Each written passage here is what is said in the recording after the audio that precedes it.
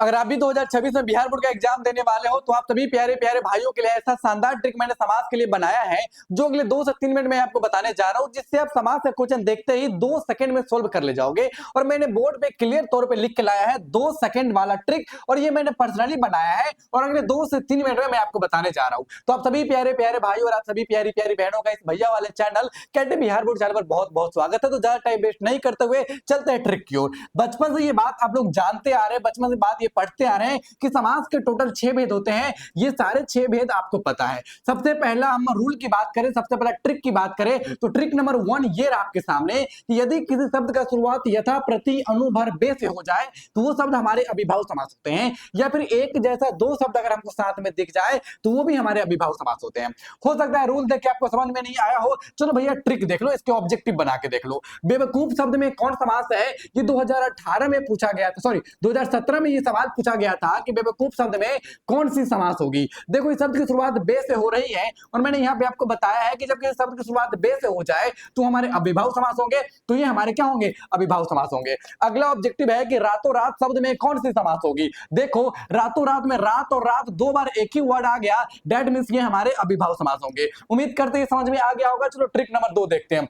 दूसरा ट्रिक की बात करें तो यदि शब्द को तोड़ने पर बीच में किसी हीरो की एंट्री हो जाए तो वो हमारे तत्पुरुष समास होते हैं। जैसे मान लो ये कोई शब्द है, जब इसको तोड़ेंगे तो बीच में किसी हीरो का एंट्री हो जाएगा तो ये तत्पुरुष समास कहलाएगा।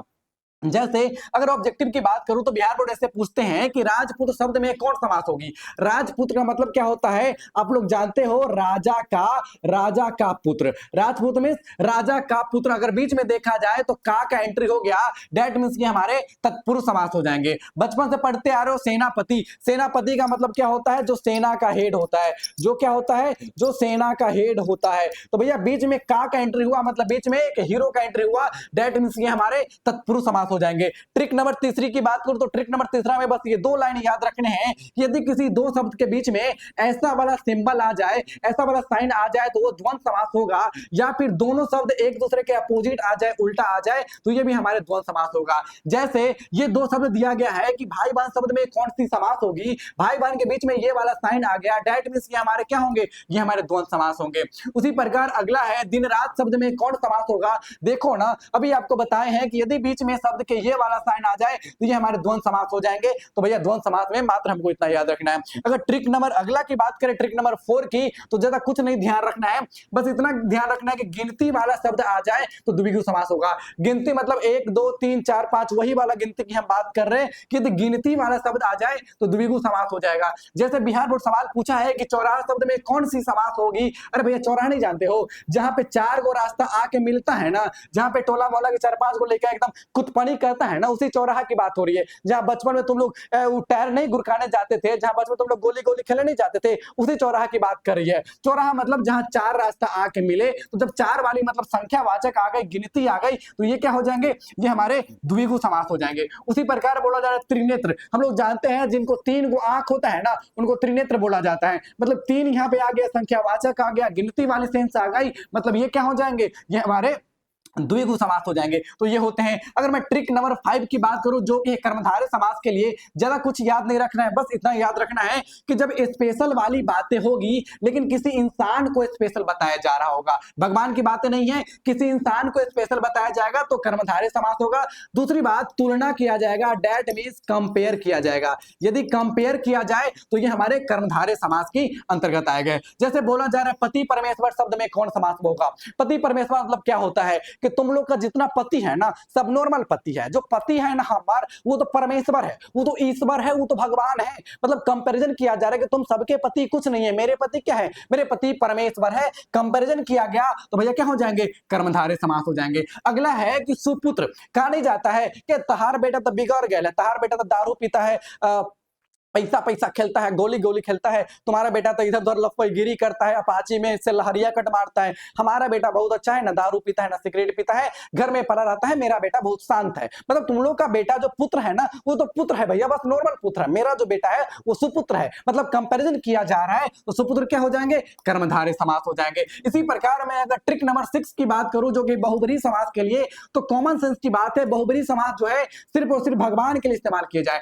मतलब भगवान के लिए यूज किए जाने वाले शब्द को क्या बोलते हैं, बहुब्रीहि समास कहते हैं। जैसे लंबोदर शब्द कौन सी समास होगी, आपको पता है कि लंबोदर जो है हमारे गणेश जी के लिए यूज किया जाता है। किसके लिए भैया, तो गणेश जी के लिए यूज किया जाता है, तो ये हमारे बहुब्रीहि समास हो जाएंगे। उसी प्रकार नीलकंठ जो है हमारे शंकर भगवान के लिए यूज किया जाता है, तो ये हमारे बहुब्रीहि समास हो जाएंगे। समास में इससे ज्यादा आपको कुछ ध्यान देने की जरूरत नहीं है। बात करें भैया ये सारा ट्रिक हम लाए कहां से हैं, तो मैं आपको बता दूं जो केटी भैया का योद्धा नोट्स है ना, इसी योद्धा नोट्स में ये सारा ट्रिक लिखा गया है और यहीं से मैंने ये सारा ट्रिक उठाया है। देखो अभी तो मैं आपको ओनली समास की ट्रिक बताया हूं, उसी प्रकार संज्ञा, सर्वनाम, जो विशेषण है, कारक है, जो संधि विच्छेद है, जो लिंग है, इस सभी का ट्रिक जो है केटी भैया के हिंदी वाले योद्धा पीडीएफ नोट्स में है, तो इसके बारे में आप लोग देख सकते हैं। ज्यादा कुछ नहीं करना है, अगर इस पीडीएफ के बारे में कुछ ज्यादा इंफॉर्मेशन चाहिए या फिर पीडीएफ चाहिए तो डायरेक्टली इस नंबर पे आपको व्हाट्सएप मैसेज करना है। क्या करना है भैया, व्हाट्सएप मैसेज करना है, not normal message, WhatsApp message करना है और इस नोट्स के बारे में सभी जानकारी ले सकते हैं। इस नोट्स के बारे में आप लोग जानते हो कि पिछले 3 साल से 100% मैच होने वाला ये नोट्स है। और एक और बात इस नोट्स के बारे में सबसे प्यारी जो बात है ना भैया, क्या बात है कि पिछले 3 साल से सबसे ज्यादा बिहार बोर्ड में पढ़ा जाता है। देखो पिछले साल सेंटर पर की कुछ तस्वीर है जहां पे वो लड़का केटी भैया को गुलाब का फूल देकर प्रपोज कर रहा है। उसी प्रकार देख रहे हो बहुत सारे प्यारे भाई बहन हैं जो इस नोट से पढ़े, एग्जाम दिए, एग्जाम देकर खुश हो गए और केटी भैया से मिलकर और भी ज्यादा खुश हो गए। तो ये 2025 में केटी भैया के योद्धा नोट्स का तहलका है। और अभी केटी भैया बोलते हैं ना कि पढ़ो चाहे कहीं से, केटी भैया के योद्धा नोट्स को एक बार जरूर देख लेना।